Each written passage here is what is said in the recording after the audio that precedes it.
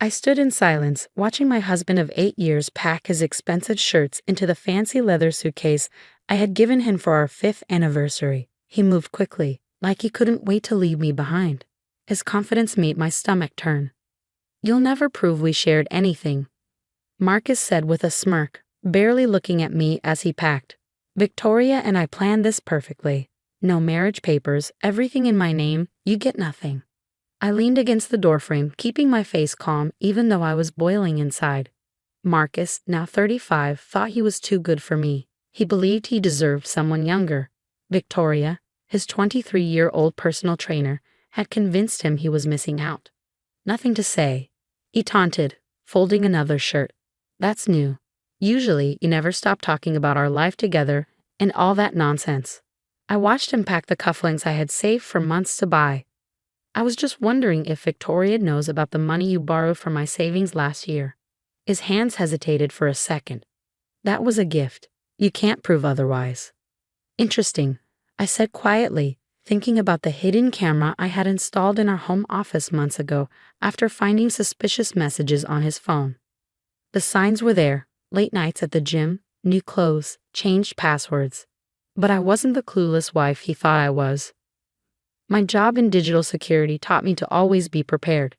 "You know your problem, Anna," Marcus said, zipping up his suitcase.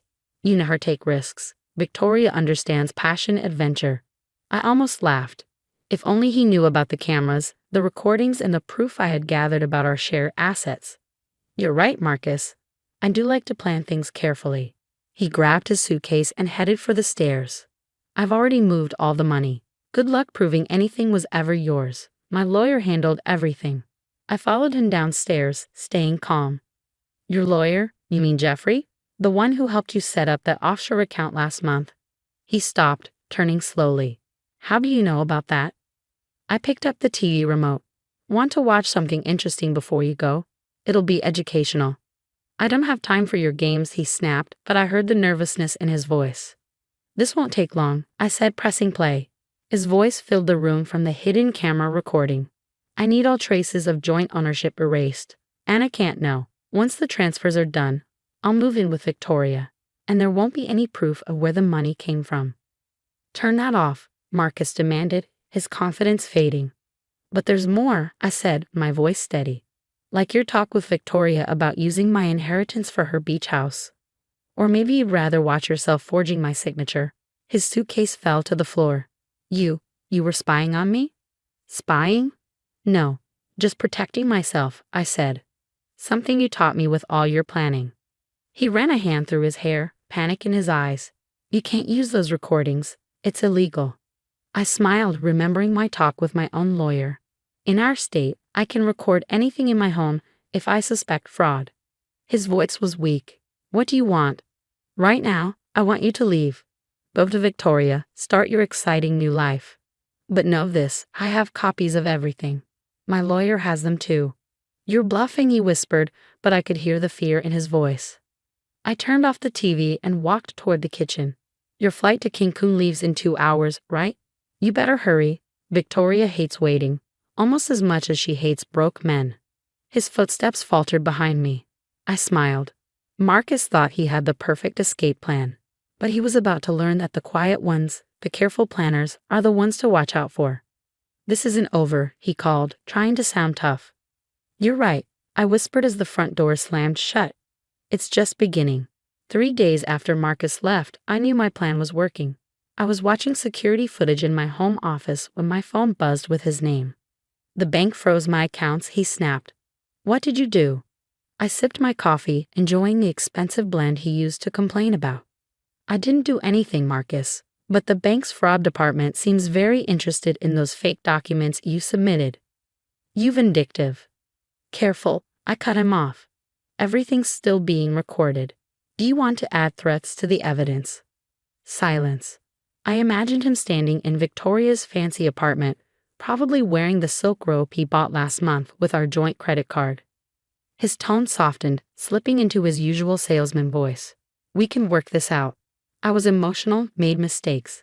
Let's talk." Like when you forgot to mention transferring my inheritance, or when you emptied our retirement savings. A woman's voice interrupted in the background. Victoria, demanding to know what was happening. Perfect. Time to play my next move. By the way, did you tell Victoria about the second mortgage on her condo? The one you took out to pay your gambling debts? Silence, then muffled arguing. I ended the call and turned back to my laptop. My lawyer's email waited for my response. The evidence was overwhelming. Fake signatures, stolen money, secret accounts. Marcus had been so focused on hiding our marriage that he left behind proof of his crimes. That evening, my doorbell rang. Victoria stood there, mascara smudged, clutching her designer handbag like a lifeline. "Is it true?" she asked. "About the mortgage." I stepped aside. "Want to see the paperwork?" She followed me to the kitchen, her heels clicking on the expensive floors Marcus insisted we import from Italy. I laid out the documents. "He told me you were just his roommate," she whispered, staring at our marriage certificate, "that this house was his investment property. He told me he was working late at the gym," I replied, watching her face crumble as she read through the mortgage papers. "He said the condo was a gift," she mumbled. "That he was rich from investments." Her eyes widened. "But this says he borrowed against it before even giving me the deed." I nodded and slid another document toward her. "He bought it with money from my inheritance. Here's the proof." He forged my signature to access it. Victoria sank into a chair, looking lost. "I'm going to lose everything, aren't I?" "Not necessarily," I said, pulling out another folder. "I have a proposition for you." Her eyes narrowed. "Why would you help me?" "Because Marcus needs to learn you can't treat people like this," I said. "And you're in a unique position to help me make that happen." 20 minutes later, Victoria left with copies of the documents and a new understanding. She had been played, just like me. But together, we could make sure Marcus faced the consequences. The next morning, my phone exploded with messages. Marcus was panicking. Victoria had moved out and taken evidence of his fraud with her. His perfect plan was falling apart. "You turned her against me," he yelled when I finally answered. "No, Marcus, your lies did that." I paused, then added, "By the way, the police have questions about those fake documents. Detective Rivera will be calling you soon." "You can't prove anything." But his voice shook. "Really? The hidden cameras caught everything. You practicing my signature, talking to your broker about hiding transfers.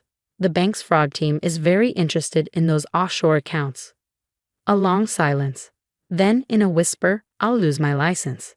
As a financial advisor, his career depended on his reputation. "You should have thought of that before stealing my money." A notification popped up on my laptop, an email from Detective Rivera confirming our meeting. Everything was falling into place. "What do you want?" Marcus asked, his arrogance finally replaced by desperation. "Name your price." I looked around my house now. The expensive artwork, the luxury car, the things he insisted we needed. None of it had made us happy. "I want you to understand something, Marcus," I said. "You didn't just try to steal my money. You tried to take my security, my future. But you forgot one thing. I'm not just your wife. I'm a woman who protects people from scams like yours for a living." He started to speak, but I kept going. "The evidence is already with the authorities. Your accounts will stay frozen during the investigation. And as for Victoria's condo, well, she's very eager to cooperate." Something shattered on his end of the line, followed by angry cursing. "Oh, and Marcus," I added, "your mother called. You know that retirement account you claimed was yours? She helped set it up as a joint account after our wedding. She's already given a detailed statement to investigators." The call ended with his frustrated scream. I leaned back in my chair, a small smile forming. Marcus thought he had the perfect escape plan. But he forgot the most important rule: never underestimate me. 2 weeks after Marcus's life started falling apart, I sat in my living room across from Detective Rivera. He was reviewing the last pieces of evidence on my laptop. "Mrs. Walker," he said, looking up, "these recordings are incredible. Your husband never suspected anything." I shook my head and poured us both some coffee. Marcus always underestimated me. He thought being a cybersecurity specialist just meant fixing computers. The detective chuckled as he took his cup. "Big mistake. The district attorney is very interested in this case. Financial fraud, forgery, wire transfer fraud. He's facing serious charges." Just then, my phone buzzed with a text from Victoria. He's here at my place, begging for money. Should I start recording like we planned? I smiled and showed the detective. He nodded. Your teamwork with Ms. Carter has been invaluable. Ready to finish this? I sent Victoria a quick yes and sat back to wait. Within an hour, we had Marcus on video pressuring Victoria for money and admitting to his crimes. The next morning, I was making breakfast when the doorbell rang. I opened it to find Marcus standing there. He looked terrible, unshaven, wearing wrinkled clothes, nothing like his usual polished self. Anna, please, he said, his voice rough. I've lost everything. The firm suspended me, my accounts are frozen, even my credit cards don't work. I looked at him calmly. Sounds like consequences. I'll do anything, he begged. I'll sign whatever you want. Just make this go away. Come in, I said, stepping aside. There's something you should see. I led him to the living room. Our wedding photos still hung on the wall, the one with the hidden camera behind it that had recorded so many of his lies. Remember what you told Victoria in this room last month? I asked, picking up my tablet. Anna's too stupid to understand finance. She'll never figure out where the money went. His face turned pale as I played the recording. You didn't just hide cameras, he whispered. You planned this. No, Marcus, you planned this. I just made sure there was proof. I set the tablet down. Every fake signature, every call about hiding money, every sneaky meeting with your lawyer, it's all recorded. He dropped onto the couch, burying his face in his hands. What happens now? Now, you deal with the consequences of your choices. The DA will offer you a plea deal soon. I walked to the door and held it open. I suggest you get a good lawyer. He stood up, desperation in his voice. But what about us? 8 years of marriage. Should have meant something, I said. But you chose lies, Victoria, and a failed escape plan instead. After he left, I opened my laptop.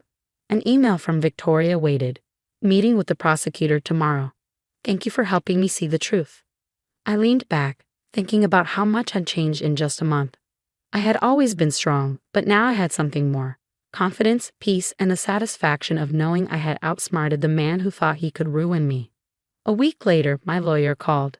Marcus took the plea deal. No jail time, but he has to pay back everything he stole. He's also lost his financial advisor's license and has a fraud charge on his record. And the divorce? I asked. You keep the house. Your inheritance is restored. He has to pay back every cent from the joint accounts. That night, I invited Victoria, Detective Rivera, and my lawyer over for dinner. We raised our glasses. To justice, Victoria said, looking wiser than before. To karma, added Detective Rivera. To hidden cameras, my lawyer joked. To new beginnings, I said, feeling lighter than I had in years. Later, when I was finally alone in my house, I took down the wedding photo and removed the hidden camera. Marcus had thought he was making a perfect escape. He never realized that sometimes the quiet ones are the most dangerous. My phone buzzed with one last message from Marcus. I'm sorry. I never deserved you. I didn't reply. Instead, I opened my laptop and started writing a book. Digital Defense. A Woman's Guide to Protecting Herself in the Modern Age. Marcus had tried to leave me with nothing, but instead he gave me something priceless, the knowledge that I was stronger and smarter than even I had realized.